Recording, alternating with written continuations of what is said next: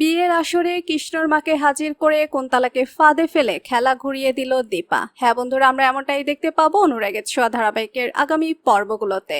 বিস্তারিত জানতে আমাদের চ্যানেলটি সাবস্ক্রাইব করে ভিডিওটি না টেনে শেষ পর্যন্ত দেখতে থাকুন। কুন্তলা কুমার খুব ভালো করে বুঝতে পারে রুদির এই মাতাল হওয়ার পেছনে দীপার হাত আছে। তাই কুন্তলা কুমার রুদি যাতে সবকিছু ফাঁস না করে দেয় তার জন্য সেনগুপ্ত বাড়ি থেকে হাজির হয়। অন্যদিকে মাকে দেখতে পেয়ে ওই মাতাল রুদি উল্টাপাল্টা বকতে থাকে এবং বলতে থাকে যে আমার মা সব শেষ করে দেবে, এই সেনগুপ্ত বাড়ি ধ্বংস করে দেবে, কারণ এই সেনগুপ্ত পরিবার আমাদের শত্রু। রুদির এই কথাগুলো শুনে বেশ অবাক হয় দীপা। কুন্তলাকে জিজ্ঞেস করে, কুন্তলা দিবি, আপনার ছেলে রুদি এসব কথা বলছে কেন? আমরা আপনাদের শত্রু মানে? কুন্তলা কুমার বেশ ফাঁদে পড়ে যায় এবং ফাঁদে পড়ে গিয়ে কুন্তলা দীপাকে বলে, আপনি আমার ছেলের এই অবস্থা করেছেন, আমি আপনাকে পুলিশে দেব।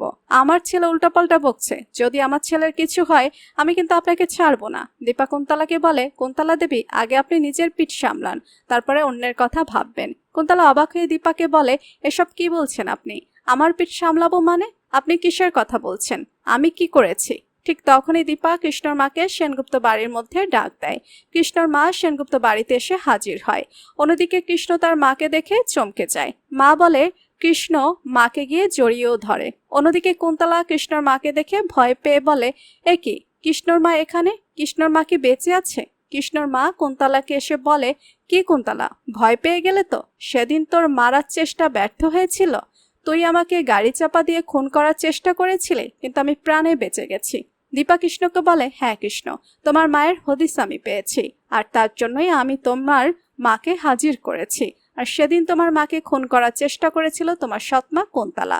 কুন্তলা ফেঁসে যায় এবং কুন্তলা বুঝতে পারে যে তার সব নাটক শেষ হয়ে গেছে। তো বন্ধুরা, তোমরা এটাই চাও তো যে এভাবেই যেন বিয়ের আসরে কৃষ্ণর মাকে হাজির করে খেলা ঘুরিয়ে দেয় দীপা? কমেন্ট করে জানিয়ে দাও তোমাদের মতামত। আর আমাদের চ্যানেলে নতুন হয়ে থাকলে চ্যানেলটি সাবস্ক্রাইব করে রাখুন, যেন অনুরাগের ছোঁয়া ধারাবাহিকের আগামী পর্বের আপডেট ভিডিও সবার আগে পৌঁছে যায় আপনাদের কাছে। ধন্যবাদ সবাইকে।